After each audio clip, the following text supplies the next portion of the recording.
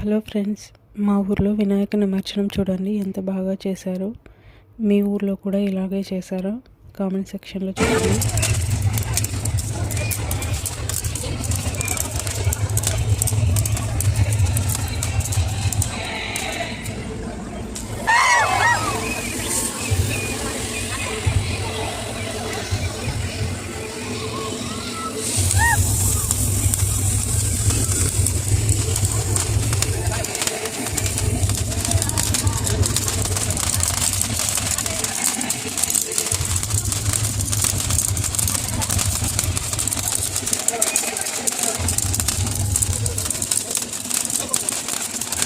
చాలామంది బయట కంట్రీస్లో ఉండడం వల్ల వినాయక నిమజ్జనం చూడలేకపోయి ఉంటారు. ఎందుకంటే ప్రతిసారి కోసం బయట వెళ్ళిన వాళ్ళు చాలామంది, అందులో మేము కూడా ఒకరు.